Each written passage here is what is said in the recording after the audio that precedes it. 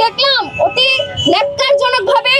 5 দফায় তাকে পেটানো হলো এবং পেটাতে পেটাতে তাকে শাহবাগ থানার সামনে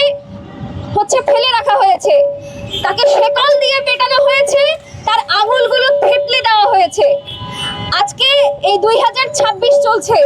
আজকে থেকে আমি যদি 7 বছর আগে 2019 সালে বুয়েটের আবরারের দিকে ফিরে যাই, আজকে যদি আমি আবু বকর সিদ্দিকের দিকে ফিরে যাই, আজকে যদি আমি সলিমুল্লাহ হলের হাফিজের দিকে যদি ফিরে যাই, আমরা বারবার দেখি যে এই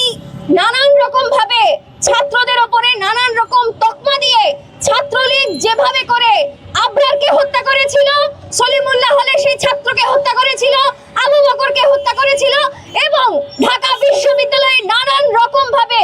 নানান রকম রাজনৈতিক তকমা দিয়ে যখন সেই ছাত্রদের অত্যাচার করেছিল,